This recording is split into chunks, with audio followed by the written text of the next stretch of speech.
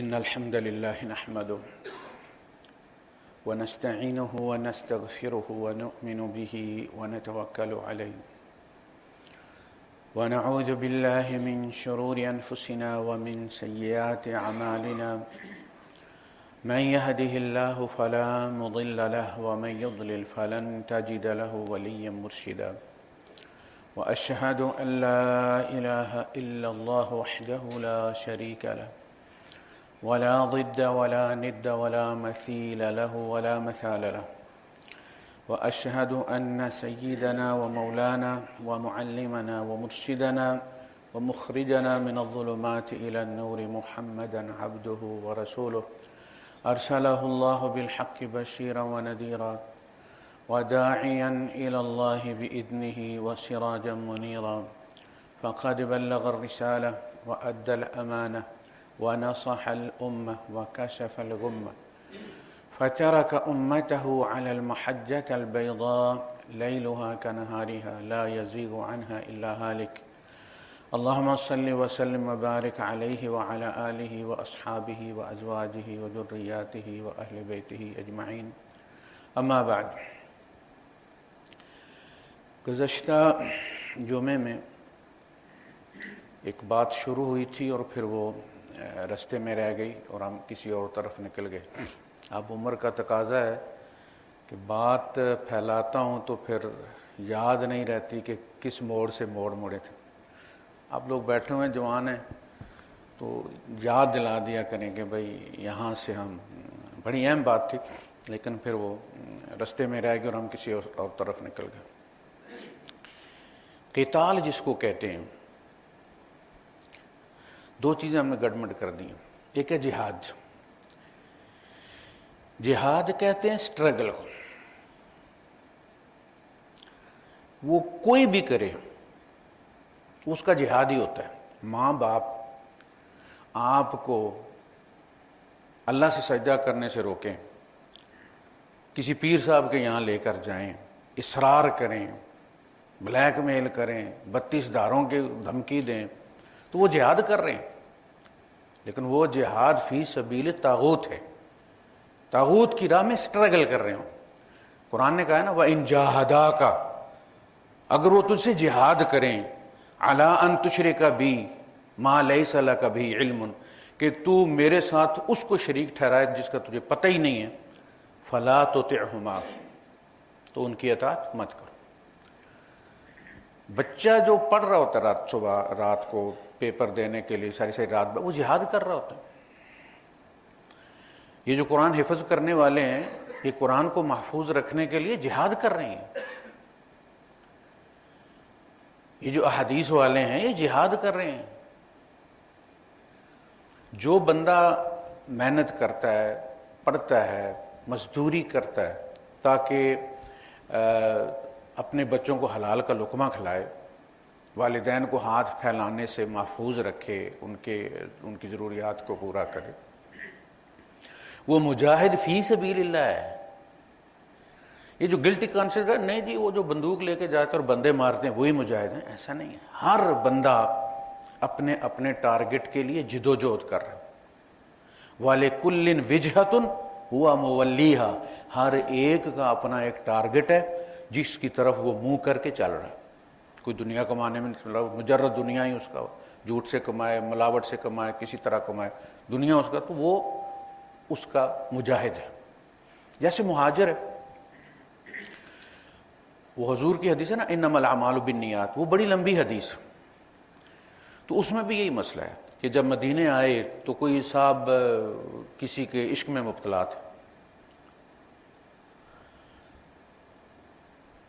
قیس ان کو کہتے تھے.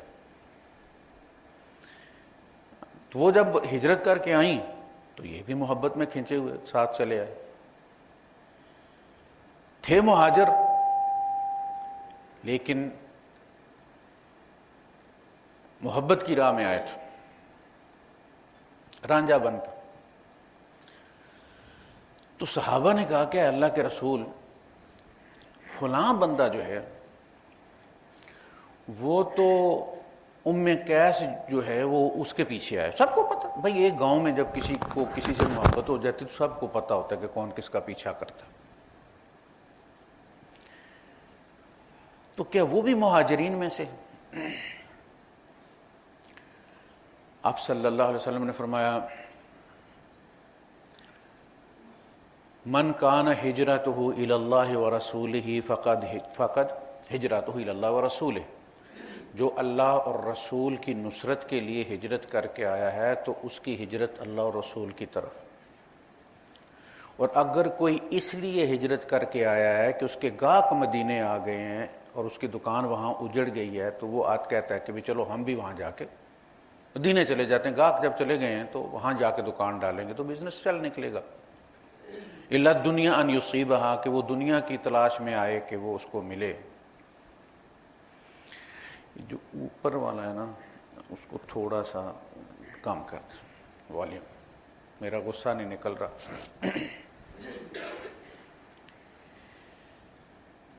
او یا امرأتن، کسی عورت کے پیچھے آیا ہے. الی الدنیا ان یصیبہا، اب امرأتن یا کسی عورت کی محبت میں آیا، ان ینکحا، کہ اس کے ساتھ نکاح کر لے. فہجرتہ الی ما ہاجر الیہ، تو اس کی ہجرت اس کی طرف ہے جس کی طرف وہ آیا ہے، یعنی عورت کے لیے، محبوب کے لیے اور دکان کے لیے. ہم بھی مہاجر ہیں نا یہاں پہ، فی سبیل الدرہم والریال والڈالر، مہاجر ہیں سارے، بڑی بڑی دنیا میں پھیل گئے ہم لوگ. ہجرت کی ہے نا. ہاجرہ کیا ہے؟ چھوڑ کے آئے ہم سب. ہجر اسی کو کہتے ہیں. وطن چھوڑا، گلیاں چھوڑی، ماں باپ بہن بھائی چھوڑے. بہت بڑی قربانی ہے یہ. پتہ اسی کو ہوتا ہے جو چھوڑ کے آ جاتا ہے. وہاں والے تو مذہب تبدیل کر کے بھی جانے پہ تیار ہیں کہ بھاگیں یہاں سے. بہت بڑی قربانی ہے. اسی لیے مہاجرین کا جو ہے وہ اسلام میں مقام ہے. تو اس میں پھر آپ نے فرمایا کہ انما الاعمال بالنیات، اعمال کا دار و مدار نیت پر ہے.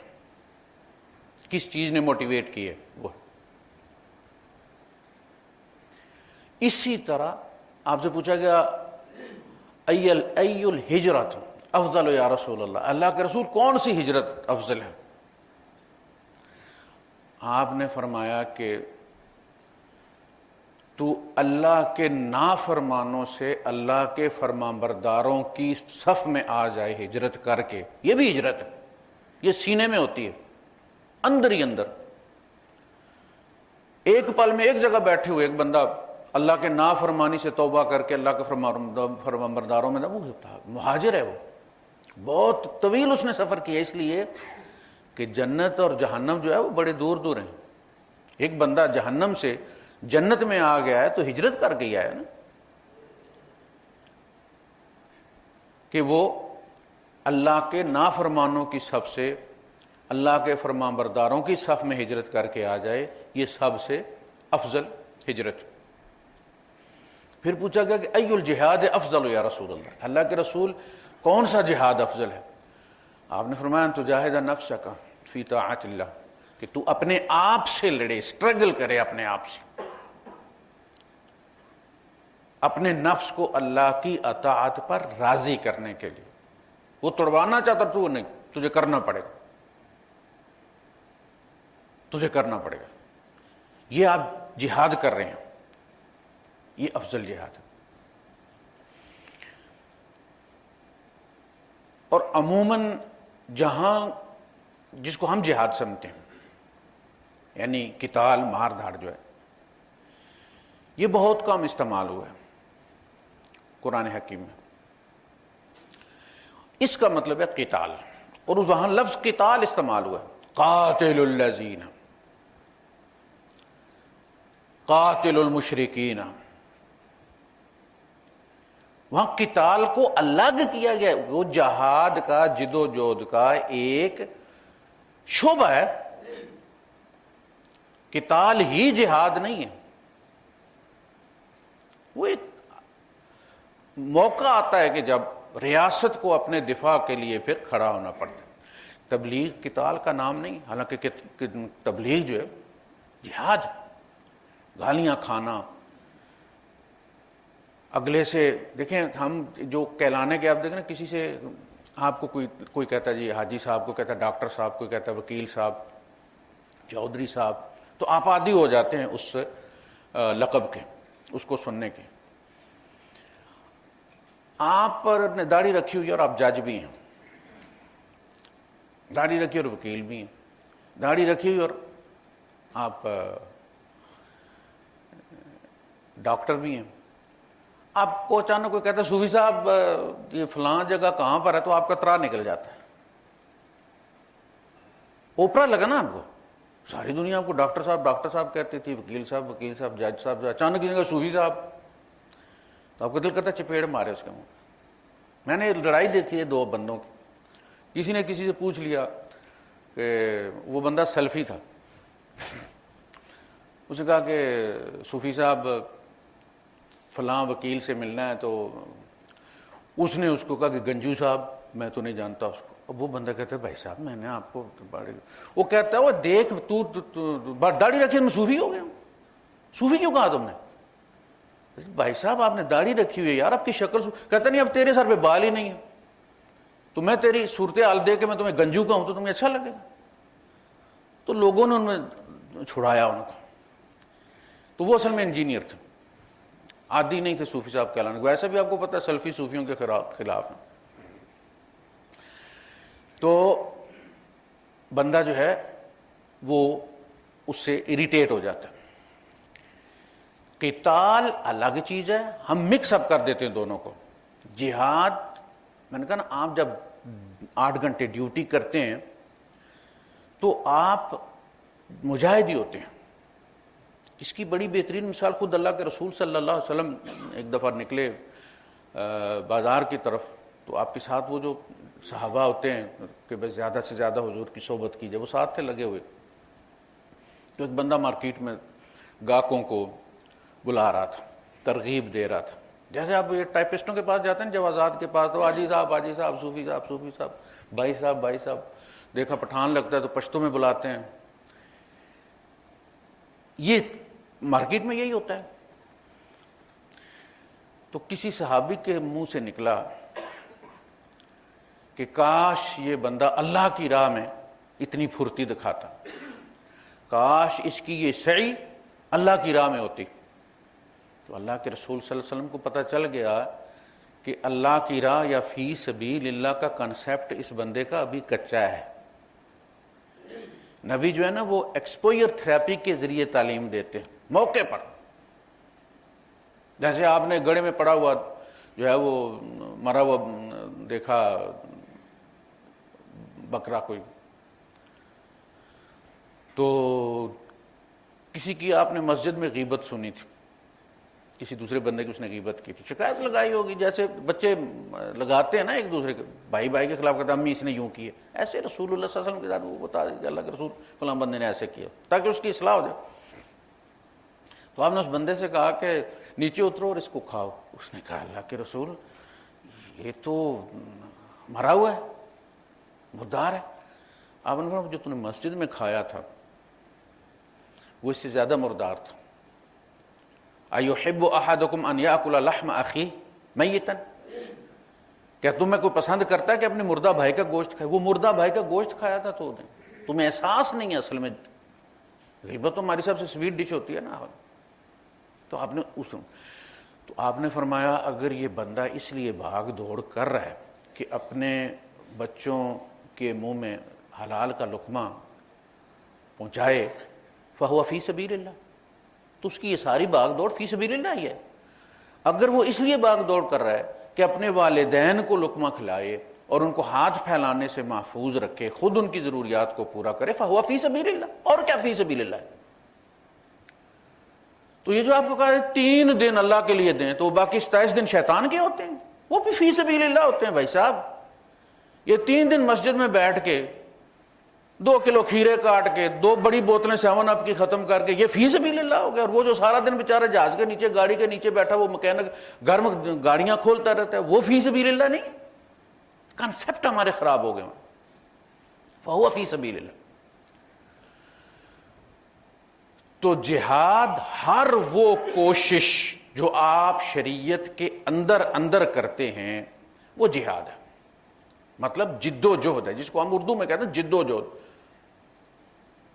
وہ اس کو عربی میں جہاد کہتے ہیں. وَإِن تُجَاهِدْ, وَإِن جَاهَدَاكَ, اگر وہ دونوں تجھ سے جہاد کریں, سٹرگل کریں شرک کے لیے, ان کی اطاعت مت کرو. تو بات یہ چلی تھی کہ قتال جو ہے دوا ہے, فوڈ نہیں ہے, وہ خوراک نہیں ہے, وہ دوا ہے. ضرورت کے وقت کھانی ہے اور جتنی ضرورت ہے اتنی کھانی ہے. ہمارے یہاں 80s میں جب لوگ گئے تو وہ ٹرینڈ بن گیا, اور پھر وہ بھیڑیے بن گئے. اصل میں ہمارا موضوع یہ تھا, پہلے انہوں نے وہاں مارے, پھر اپنے ملک میں آ کے مارنا شروع کر دیا. 40,000 بندہ مارا ہے, کوئی معمولی بات نہیں ہے. پہلی اسلامی ریاست کی آبادی 2,500 تھی, مردوں عورتوں بچوں سمیت, مدینے کی آبادی. 40,000 ہمارے مرے اپنوں کے ہاتھوں. یار انڈیا سے جنگوں میں نہیں مرے, یہ داڑیوں والوں میں, اونچے پانچے والوں نے, لمبے بالوں والوں نے یہ مارے, اور اس کو کہتے بھی فی سبیل اللہ. قتال اللہ کے رسول صلی اللہ علیہ وسلم نے بھی کیا ہے, لیکن یہ دوا ہے, یہ دوا ہے, خوراک نہیں ہے, یہ فوڈ سپلیمنٹ نہیں ہے. آپ اندازہ کریں صلح حدیبیہ میں جب معاہدہ ہوا تو سہیل ابن عمر رضی اللہ تعالیٰ عنہ بعد میں مسلمان ہو گئے تھے, ان کا بیٹا ابو جندل, یہ بڑا مشہور واقعہ, اس کو انہوں نے قید کیا ہوا تھا گھر میں, مسلمان ہو گیا تھا, وہ وہاں سے زنجیریں توڑوا کر نکل آیا. ابھی معاہدے پہ سائن نہیں ہوئے تھے, صرف اتفاق ہوا تھا کہ ابو جندل پہنچ گیا. تو سہیل ابن عمر نے کہا کہ سرکار یہ پہلا امتحان ہے اس معاہدے کا, اس کو واپس کریں. چونکہ معاہدے میں لکھا ہوا تھا کہ اگر مکے سے کوئی بندہ مسلمان ہو کے آپ کے پاس آئے گا تو آپ واپس کریں گے, اور اگر مدینے سے مرتد ہو کے آئے گا تو ہم واپس نہیں کریں گے. آپ نے کہا دیکھو ابھی سائن نہیں ہوئے, ابھی معاہدے پہ دستخط نہیں ہوئے, ٹیکنیکلی وہ بھی معاہدہ نہیں. انہوں نے کہا جی دستخط تو بھول ہی جائے نا, پھر آپ جب ہم ایگری ہو گئے تو سمجھے معاہدہ ہو گیا, اور اگر آپ یہ بات اس کو واپس نہیں کریں گے تو سمجھے کوئی معاہدہ نہیں, چلے جنگ کریں. یہ کولیٹرل ڈیمیج ہوتی ہے, یہ بڑا مشکل فیصلہ ہوتا ہے. حضور نے فرمایا کہ اس کو واپس کر دو,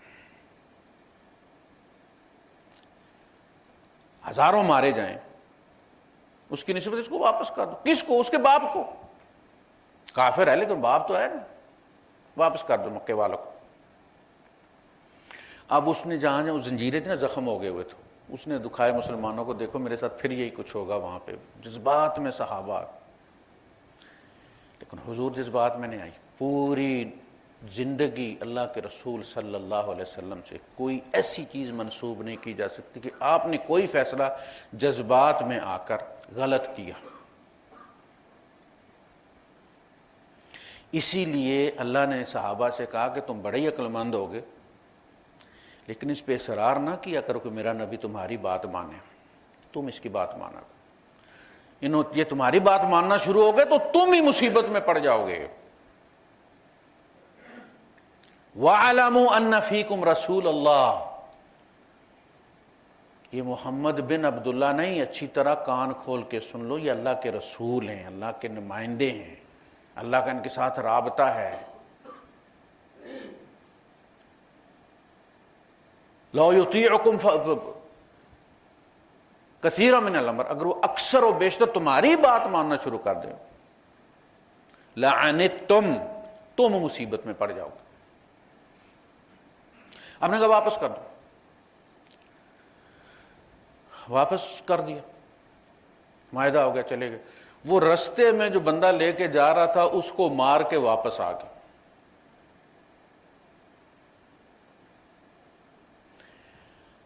آپ نے فرمایا کہ یہ بندہ تو جنگ کرا کے ہی چھوڑے، یہ بندہ تو جنگ کرا کے ہی چھوڑے۔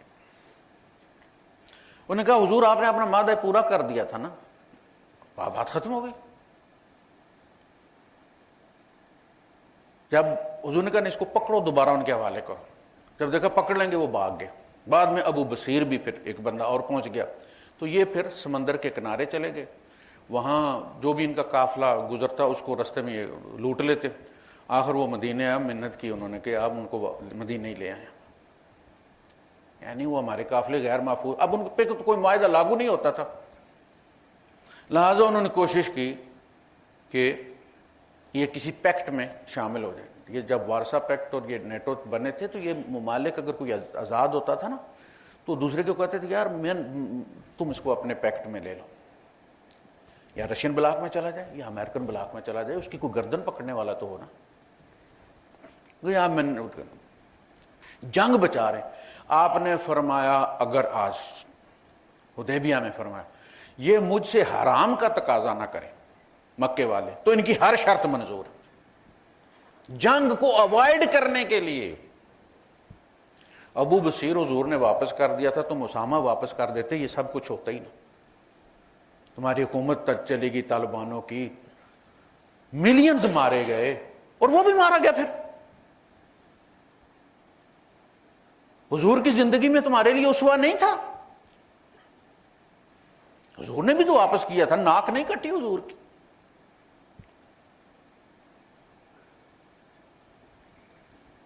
کوئی مجرم تو نہیں تھا، وہ اسلام لایا تھا، کوئی قتل نہیں کیا تھا اس نے ابو جندل نے، صرف مسلمان ہوا، یہی جرم تھا اس کو، واپس کیا۔ خیر میں یہ کہہ رہا ہوں کہ حضور نے ہمیشہ جنگ کو اوائڈ کرنے کی کوشش کی، اور فرمایا کہ جنگ کی تمنا مت کیا کرو، اللہ کی پناہ مانگو اس سے۔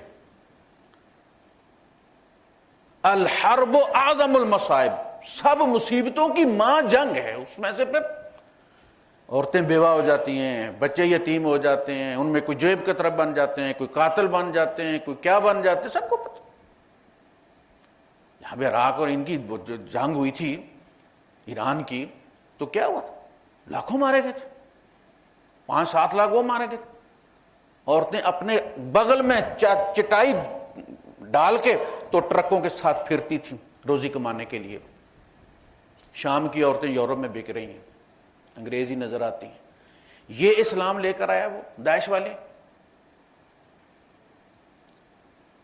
اتنے اچھے سلوک و اتفاق سے رہ رہے تھے آپس میں۔ ہم یہاں رہتے ہیں نا، ہمارے ساتھ سیرین ہے نا، ہمارے جو خطیب آتے ہیں اہل سنت حنفی ہیں، سیریا سے ہیں، سب سے بہترین کتابیں سیریا میں چھپتی تھی، ہر مسلک کو اپنی آزادی حاصل کی، لڑا دیا، بچے یتیم کیے، وہ بچے بھی یورپ میں بک رہے ہیں،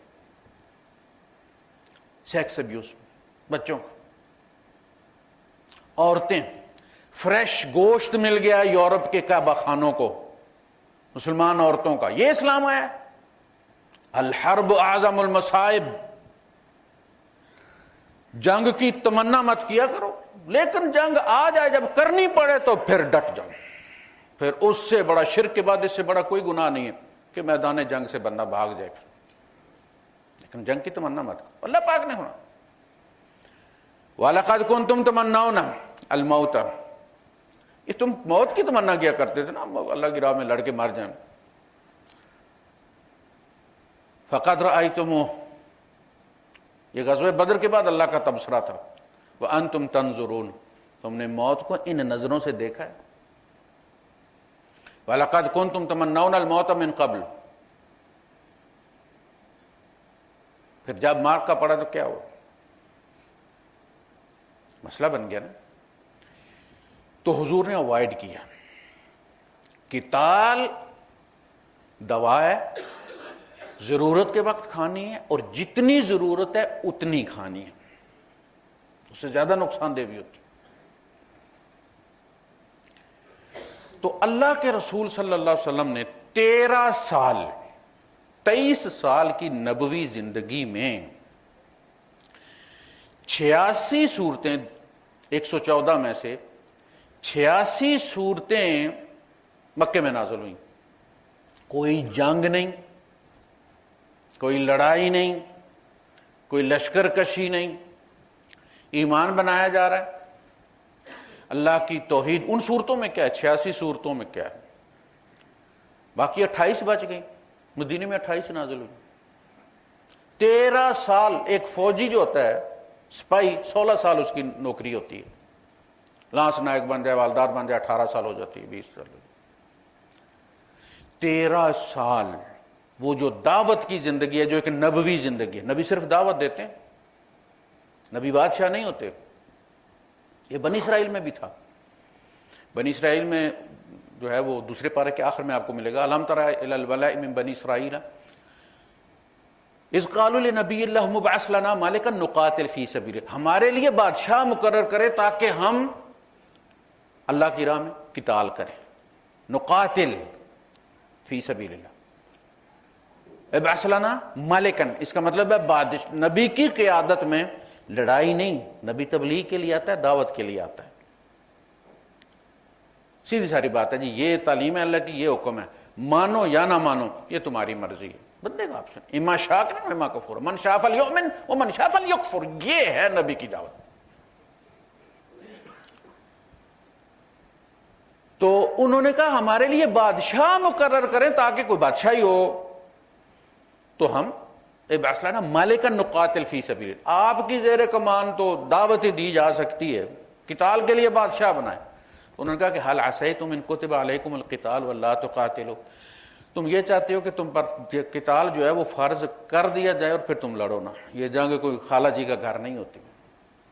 عراق والے کیا کرتے تھے؟ فسادی تھے. جنگ کا موقع آتا تھا جنگ بھی نہیں کرتے تھے اور امن بھی نہیں رہنے دیتے تھے. حضرت علی رضی اللہ عنہ کے ہتھے چڑھ گئے نا، مدینہ چھوڑ کے ان کے یہاں آ گئے. جنگ کے یہ منہ نہیں کرتے تھے جنگ کی طرف. حضرت علی رضی اللہ عنہ کہ کیا ہو گیا تمہارا مطلب؟ میں صلح کی کوشش کرتا ہوں، تم لات مار دیتے ہو، اور جنگ کے لیے کہتے ہو لڑتے نہیں ہو. تو عرض کرنا یہ تھا کہ 13 سال صرف دعوت ہوئی. دعوت کے بعد اور وہاں کیا عالم ہے آپ دیکھیں گے. جتنی حضور کی توہین ہوئی ہے نا وہ مکے میں ہوئی. اوجری لا کے ڈال دی، پتھر سجدے کے عالم میں ڈالنے کی کوشش کی گئی.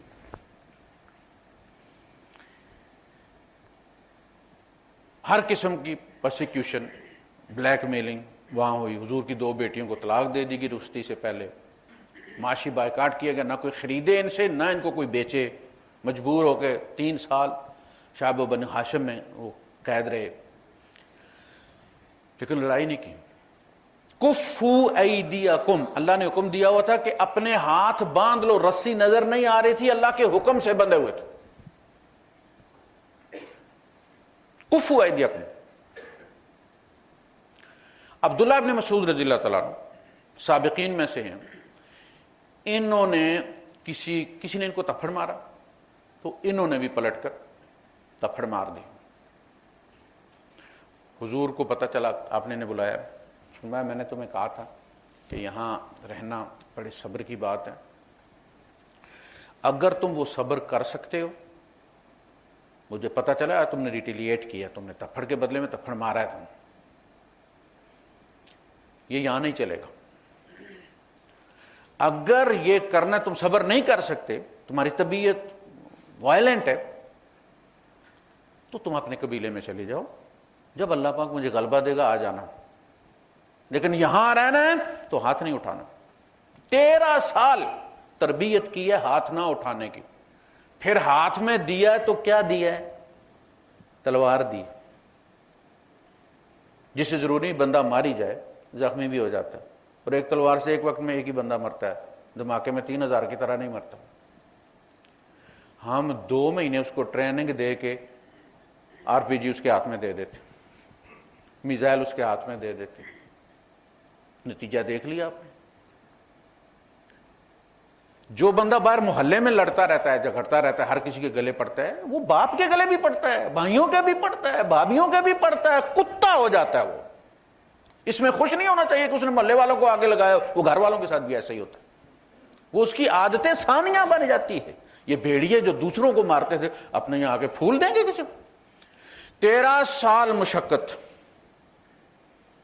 اس کے بعد ہجرت ہوئی, ریاست قائم ہوئی, ہاتھ کھولے گئے. اذن للذین یقاتلون بانہم ظلموا. آج اذن دے دیا گیا ہے جوابی کارروائی کا ان لوگوں کو جن پر ظلم کیا گیا. یہ ہجرت کے دوران رستے میں سورہ حج ہے, اس میں بھی کیا ہدایات دی ہیں؟ یا ایھا الذین آمنوا اذا ضربتم فی سبیل اللہ فتبینوا. اگر تم اللہ کی راہ میں نکلو تو خوب چھان پھٹک کر لو کہ کوئی کلمہ گو نہ مارا جائے تمہارے ہاتھ. آپ بازار میں ایک دھماکہ کر دیتے, ان بیچاروں کو, وہ پالیسی بنانے والے ہیں, وہ سبزی خریدنے والے, وہ پالیسی بناتے ہیں حکومت کی, تم نے ان کو سزا دی ہے. پالیسی بنانے والے تو محفوظ بیٹھے ہیں, ان کے تو آگے پیچھے پولیس ہے. مارے تم نے کون سے ہیں؟ وہ مسجد, وہ جامعہ نعیمیہ, پوری مسجد اڑا دی جمعے والے دن. جب تک ہم ان لوگوں کو ڈس آن نہیں کریں گے, جب تک ان کو کاٹ کے اپنے سے الگ نہیں کریں گے, جیسے کینسر ہو جائے تو کاٹ دیتے ہیں اس عضو کو, ہم انہیں دیندار سمجھتے رہیں گے, ان کی داڑیاں اور ان کے وہ لمبے بال دے کے پٹے ان کے. حضور نے ان کی نشانی بتائی تھی, صحابہ سے فرمایا تھا تم ان کی عبادت دیکھو تو اپنی عبادت کو اس کے سامنے معمولی سمجھو. ایسے عبادت گزار ہوں گے, روزوں سے ان کے چہرے پھٹ جائیں گے, اللہ کی راہ میں کھڑے کھڑے ہو کے ان کے پیر پھٹ جائیں گے, لیکن دین میں سے اس طرح نکل جائیں گے جیسے تیر جو ہے وہ شکار میں سے نکل جاتے. وہ جہنم کے کتے ہوں گے.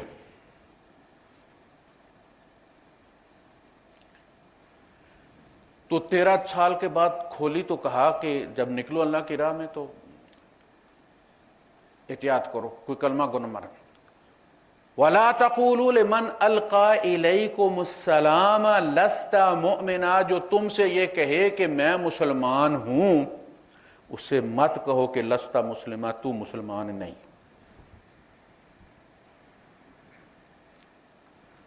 دھوکے میں, غلطی میں اس کو چھوڑ دینا بہتر ہے اس سے کہ اس کو دھوکے سے, غلطی سے مار دیا جائے, بعد میں پتہ چلے مسلمان تھا. یہ تو نہیں کہا تھا نا ہم مسلمان ہو گئے. بھائی جب وہ کہہ رہا ہے کہ میں پچھلا چھوڑ آیا ہوں تو اصل میں وہ یہی اعلان کر رہا ہے نا کہ میں تمہارا قبول کر لیے. اس پہ پھر اللہ پاک نے ایکشن لیا. حضور بہت غصے ہوئے. ان سے جو مال لوٹا گیا تھا حضور نے قبول نہیں کیا. کہ اب یہ تم قیامت کے دن لے کر آؤ گے, میں اس کو بیت المال میں جمع نہیں کرتا, یہ تم جانو وہ جانے, اور قیامت کے دن اس خون کا بھی حساب دینا اور یہ جو لوٹا ہے اس کا بھی حساب دینا. تو عرض یہ کر رہا تھا کہ وہ جو حدیثیں جن پہ ہم پڑھتے ہیں کتابوں میں کہ یہ کرو تو جہاد کرنے سے بھی افضل ہے, جس آدمی نے یہ نفل پڑھ لیے وہ مجاہد فی سبیل اللہ سے بھی زیادہ اجر کا مستحق ہے. اللہ یہ وہ مجاہد کہ جو اللہ کی راہ میں نکلا اپنے گھوڑے سمیت اور پھر خود بھی مر گیا, گھوڑا بھی مر گیا, دونوں مر کھپ گئے, واپس نہیں آیا, وہ اس سے افضل ہے. ادروائز جا کے لڑ کے واپس آ گیا تو اس مجاہد سے یہ نفل پڑھنے والا زیادہ افضل ہے. روایات موجود فضائل کی. اب بندے کہتے ہیں دیکھو جی یار یہ تو جعلی حدیثیں ہیں, اتنا اجر کیسے ہو سکتا ہے؟ اصل میں اللہ کے رسول صلی اللہ علیہ وسلم جب کسی کو لے کر جاتے تھے جنگ کے لیے تو واپس آ کے اس کو ریبوٹ کرتے تھے, اس کی ذہن سازی کرتے تھے, وہ خون دھوتے تھے اس کے دماغ میں سے, اسے نوافل کی فضیلت بیان کرتے تھے, اس کو سماجی خدمات کی کے فضائل بیان کرتے تھے کہ اسے پتہ چلے کہ بندے مارنے میں ہی جنت نہیں ہے, ادھر بھی جنت ہے. تو برابر کر دیتے تھے, ان کی برین واشنگ کرتے تھے اور ان کو انسان بناتے تھے. وہ حدیثیں اس لیے فضائل کی ساری وہ جھوٹی نہیں ہے، وہ ضروری دوا ہے تاکہ خون ان کے دماغ سے ہٹے، صرف بندے مارنے میں انہیں جنت نظر نہ آئے، انہیں نوافل میں، والدین کی خدمت میں نہیں کہا جا ان کی خدمت میں کہو۔ پوچھا، بندہ آیا جہاد میں جانا بڑا شوق ہے، آپ نے فرمایا ماں باپ زندہ ہے؟ کہ جی۔ آپ نے فرمایا ففیہما جاہد، جا ان میں جا کے جہاد کر، ان کی خدمت کر۔ ایک بندہ آیا پوچھنے کے لیے جہاد میں جانا ہے، آپ نے فرمایا ماں باپ زندہ؟ کہ جی ماں زندہ ہے۔ کہا اس نے اجازت دی ہے؟ یعنی حضور روتی ہوئی چھوڑ کے، آپ نے جا واپس جا، اس کو ہنسا، اس طرح اس کو رلایا ہے۔ ہمارے پتہ ہی نہیں ہوتا، والد کہتا ہے بچہ گریجویشن کر لے، جاب لگ جائے، میں ذرا ایزی ہو جاؤں، بچیوں کا بھی بوجھ ہے، دوسرے بچے بھی چھوٹے ہیں، چلو ایک بچہ ساتھ شامل ہو جائے گا تو گھر آسانی سے چلے گا۔ اور اسے پتہ بھی نہیں تم چلنے دیتے، اور اس کو یونیورسٹی سے لیتے اور جا کے اس کے پلوامہ میں یا کہیں مروا دیتے ہو۔ تو یہی ہوا نا، پرائیویٹ جہاد یہی تھا نا۔ مجھے دوسرے علاقوں کا تجربہ نہیں، لیکن پٹوار میں دیکھیں ہر گاؤں کے بعد بورڈ لگا ہوتا ہے، فلاں ابن فلاں فلاں جگہ شہید ہوا، اس کی ماں سے نہیں پوچھتے تھے۔ جعفر طیار رضی اللہ تعالیٰ عنہ شہید ہوئے تو حضور ان کے بچوں کو سینے سے لگا کر روئے ہیں، ان کے گھر مٹھائی لے کر نہیں گئے۔ یہ زخم پر نمک چھڑکنے والی بات ہے کہ ان کے والدین کو جا کے مٹھائی پیش کرنا کہ جی آپ کا بچہ شہید ہو گیا، اس ماں سے پوچھو۔ یہ بدعت۔ حضور تو جعفر طیار کے یہاں مٹھائی لے کر نہیں گئے تھے، حلوہ لے کر نہیں گئے تھے، مسکراتے ہوئے نہیں گئے تھے، روتے ہوئے گئے تھے۔ ان بچوں کو ابھی واپس وہاں سے کوئی خبر نہیں آئی تھی، یہاں جبرائیل نے بتا دیا تھا، حضور بتا رہے تھے اب فلاں شہید ہو گیا ہے، اب فلاں نے جھنڈا لیا ہے، اب فلاں وہ بھی شہید ہو گیا ہے، فلاں نے جھنڈا لیا ہے، وہ بھی شہید ہو گیا۔ رننگ کمنٹری ہو رہی، براہ راست تبصرہ ہو رہا ہے، گویا حضور میدان جنگ کو دیکھ رہے ہیں۔ اس کے بعد آپ نے فرمایا اللہ کی تلواروں میں سے ایک تلوار نے جھنڈا اٹھا لیا، یعنی خالد ابن ولید سیف اللہ۔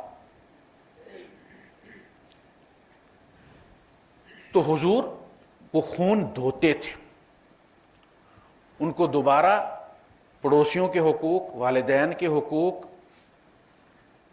قریبوں، یتیموں، جتنی آیات دیکھیں آپ، یہ آیات بھی اصلاً لیس البر ان تولوا وجوہکم قبل المشرق والمغرب، نیکی یہی نہیں ہے کہ تم منہ مشرق یا مغرب کی طرف کر لو، ولکن البر من آمن باللہ والیوم الآخر والملائکۃ والکتاب والنبیین وآتى المال علی حبہ ذوی القربى والیتامى والمساکین والسائلین وفی الرقاب وقام الصلاۃ وآتى الزکاۃ والموفون بعہدہم اذا عاہدوا والصابرین فی البأساء والضراء وحین البأس اولئک الذین صدقوا۔ یہ ہے پورا، اس کو آیہ بر کہتے ہیں، یعنی نیکی کی آیت، جس میں نیکی کو ڈیفائن کیا گیا، اس کے ہر شعبے کا ذکر کیا گیا۔ قد افلح المؤمنون، کامیاب ہو گئے وہ مومن جنہوں نے یہ کام کر لی۔ الذین هم فی صلاتہم خاشعون والذین هم عن اللغو معرضون والذین هم للزکاۃ فاعلون والذین هم لفروجہم حافظون۔ اب یہ وہ چیزیں ہیں جو قرآن بھی وہی کام کر رہا ہے، نبی کریم صلی اللہ علیہ وسلم بھی قرآن کے رستے پہ چل رہے ہیں کہ ہر شعبے میں وہ کامل ہوں، صرف خونی نہ ہوں۔ اس لیے جب ایران کا جو جاسوس گیا تھا واپس یہاں سے بھیجا کہ جا کے دیکھ کے وہ کیسے بندے تاکہ اس کے مطابق کوئی اسٹریٹجی بنائی جائے، تو نے کہا جی کیا بتائیں، انہم فرسان بالنہار و رہبان باللیل، رہبان باللیل و فرسان بالنہار، وہ رات کو رائب ہوتے ہیں، روتے ہیں، ہچکیاں لے لے کے رب کے سامنے روتے ہیں ساری رات، پتہ چلتا ہے تو چیمٹی کو بھی کوئی نقصان نہیں پہنچا۔ وَفُرْسَانٌ بِالنَّهَارِ، صبح جب گھوڑے پر بیٹھتے ہیں تو پتہ چلتا ہے کہ ان کے مقابلے کا کوئی قتال کرنے والا نہیں، 2 in 1۔ وہ جو احادیث ہیں وہ یہی کرتی ہیں، وہ راہب بھی بناتی ہیں، رقت بھرتی ہیں کہ رب کے سامنے رو نہیں سکتے، رونے کی صورت بناؤ، اپنا عجز ظاہر کرو۔ تو جہاد ہر وہ حلال کام ہے، جیسے حضور نے فرمایا تمہارا بہترین صدقہ وہ لقمہ ہے جو تم اپنی بیوی کے منہ میں دیتے ہو، صدقے کی قسمیں ہیں نا۔ آخر میں آپ نے یہاں تک فرمایا کہ تیرے پاس پیسے ہونے، حضور ہم تو غریب لوگ ہیں، آپ نے فرمایا تبسمک علی وجہ اخیک صدقہ، تیرا اپنے بھائی سے مسکرا کر ملنا وہ تیرا مسکراہٹ تیرا صدقہ ہے۔ اتنا بھی بخیل نہ ہو بندہ کہ مسکراہٹ بھی نہ ہو اس کے پاس، یہ بھی نہیں کر سکتا۔ ایک بندہ کا بہت غریب، آپ نے فرمایا پھر نہ تو تبلیغ کر سکتا ہے کہ جی میں بول نہیں سکتا، تقریر نہیں اچھی کر سکتا، باہر نہیں جا سکتا، بڑے مسائل، آپ نے فرمایا تو اپنے شر سے لوگوں کو محفوظ رکھ، یہ بھی تیرے لیے بہت بڑی نیکی، یہ تو تیرے قابو میں ہے نا، اس کے لیے پیسے تو نہیں نہ لگتے، تو اپنے شر سے لوگوں کو محفوظ رکھ، یہ بھی تیرے لیے صدقہ ہے اپنی جان پر۔ فرمایا معاذ میں تمہیں جنت میں داخل کر دینے والی چیز نہ بتاؤں؟ اللہ کے رسول کیا ہے؟ آپ نے اپنی زبان نکالی اور اس کی اگلی نوک پکڑی، کف عن ھذا، اس کو پکڑ کے رکھ، اس کو قابو رکھ۔ کہ اللہ کے رسول اس سے بھی بندے جہنم میں جائیں گے؟ نے فرمایا معاذ ابھی تک تم نہیں سمجھے، جہنم میں سب سے زیادہ بندے یہ زبان گرائے گی، اس کی وجہ سے جائیں گے، اس کو سنبھال کے رکھ، اس کا خیال رکھ۔ دو چیزوں کی گارنٹی دے دو، میں تمہیں جنت کی گارنٹی دے دیتا ہوں۔ حضور کہہ رہے ہیں ما بین لحییہ و ما بین رجلیہ، جو دو پاؤں کے درمیان ہے تمہاری فرج شرمگاہ، ما بین لحییہ جو دو داڑھیوں کے درمیان ہے، مونچھ اور داڑھی کے درمیان تمہاری زبان، یہ دو قابو میں رکھو، مجھے گارنٹی دو، جنت کی گارنٹی محمد صلی اللہ علیہ وسلم سے۔ وآخر دعوانا الحمدللہ۔